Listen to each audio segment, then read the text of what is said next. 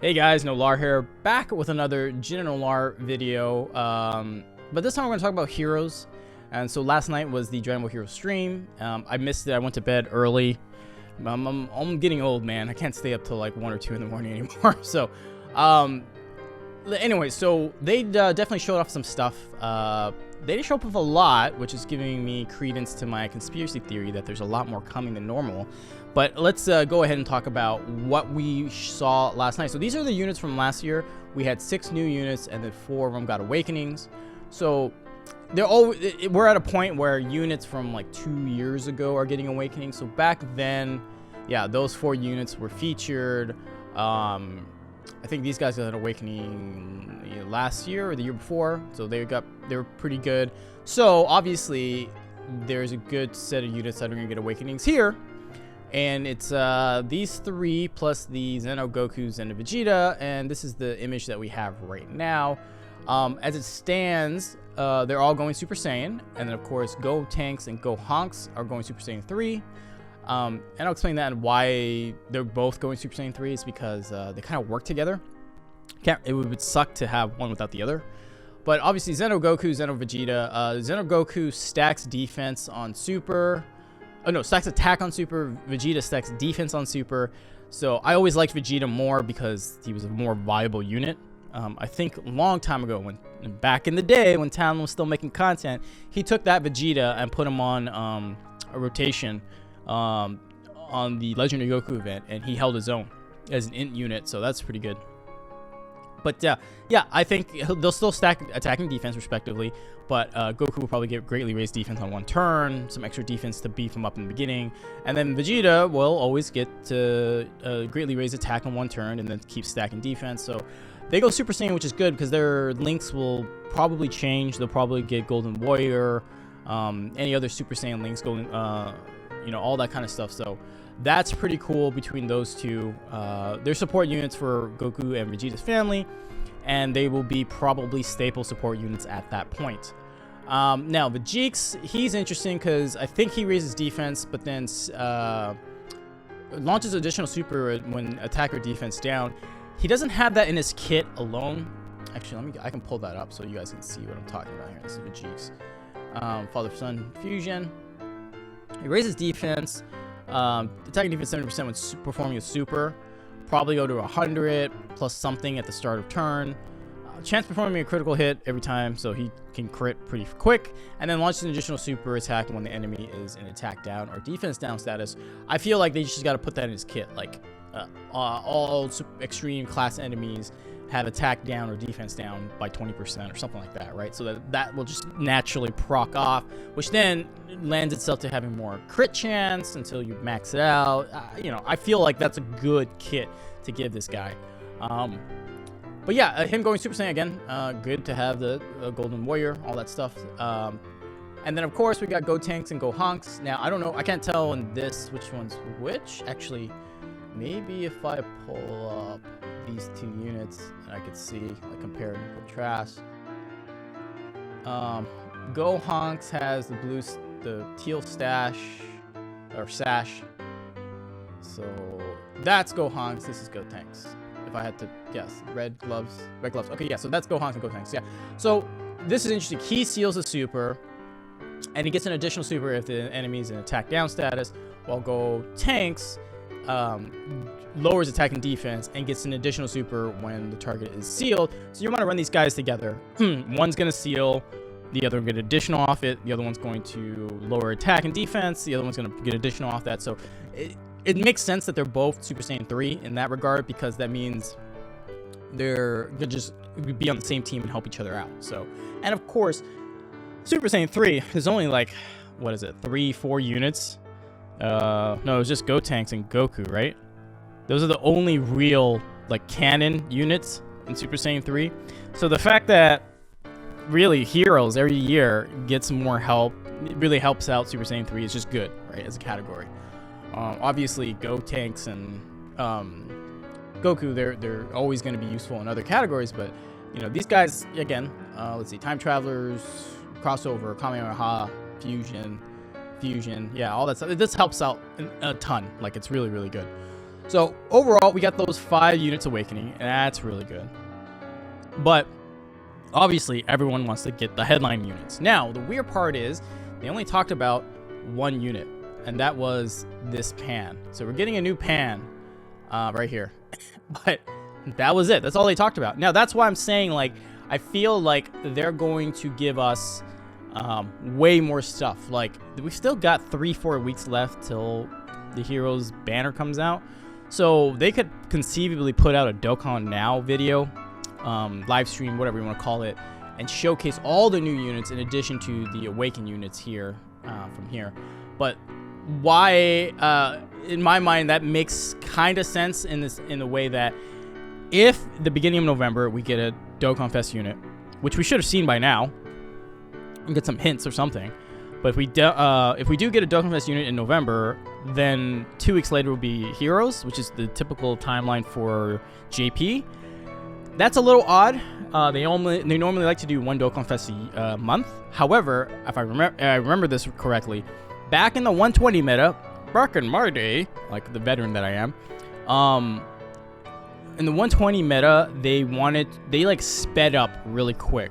So like if you guys don't remember, the 120 meta started the 2nd year anniversary, and it ended by the time we got to the categories that came out for 200 million, 250 million. I can't remember what the number was, but it was Tech, Super Saiyan 4 Gogeta, and Physical Omega.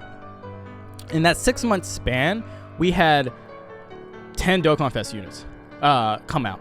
So obviously on the anniversary there was Super Saiyan 4 Goku, Super Saiyan Vegeta, and then the other 8 units in the next like 5 months.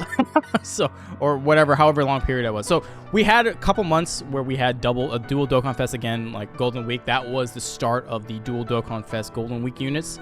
I don't remember what that was during 1st year to 2nd year.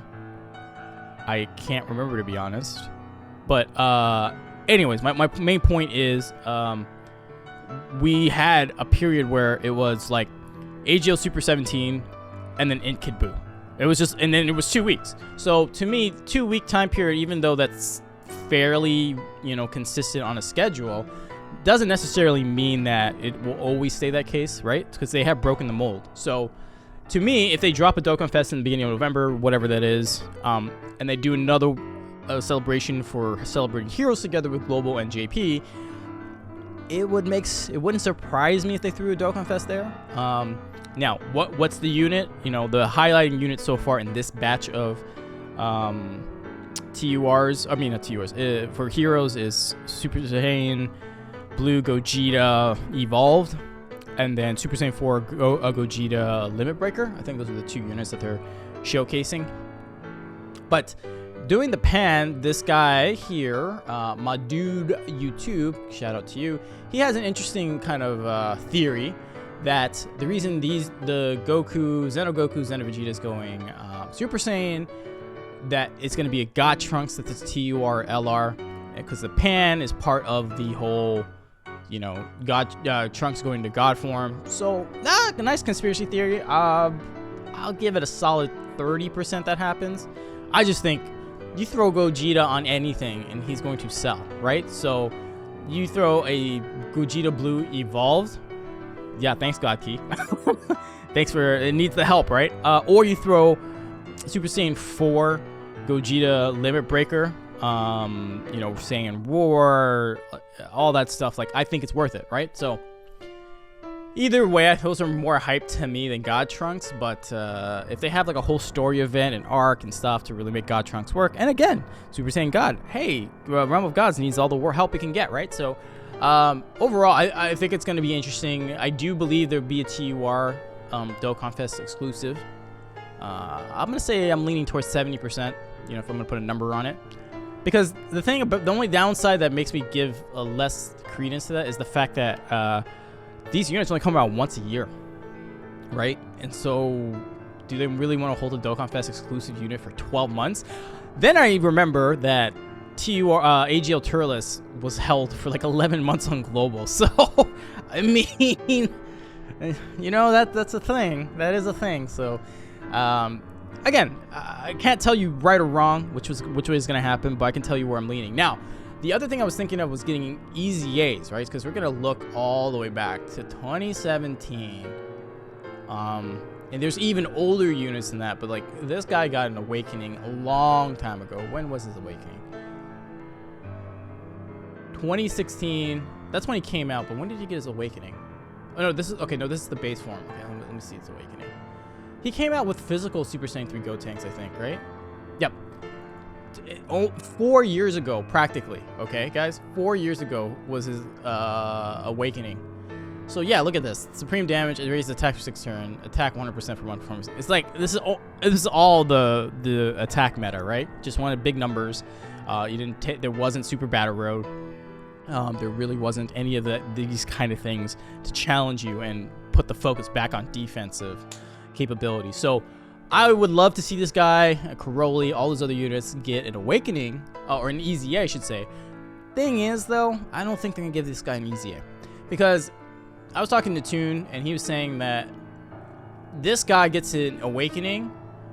He should have the limelight to have the awakening. Maybe the next year in 2022, he gets an EZA, so he gets to shine, maybe. But like, this makes sense. Like what Toon said, this guy is getting an awakening. Let him have his moment in the sun. That's cool. I wanted Karoli because I think Karoli's an interesting unit. Just the fusion of Broly and Kakarot and Goku, right? So.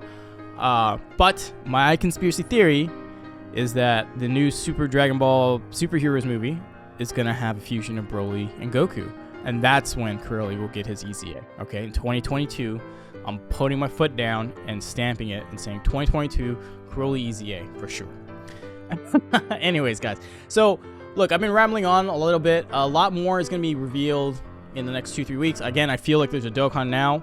So we'll find out the really good new units, the highlight featured banner units that will be coming out. So don't really worry about that at all. We'll be fine. And yeah, so you guys give me your thoughts on the Dragon Ball Heroes. Do you even like Dragon Ball Heroes? Like, I am in this camp of like, I love and hate it. I love it because it's so crazy, and it's just like the fanboy in me really gets to have some fun. But then I hate it because it's like, dude, this stuff is so unreal. The power scaling makes no sense. You know, the realistic side of things just doesn't make any sense. But, you know, just having fun and being a fanboy, it's just like, I love Dragon Ball Heroes. This stuff is awesome. So, you guys let me know. Do you guys Dragon Ball Heroes? Do you agree with me, disagree with me, how things are going to play out?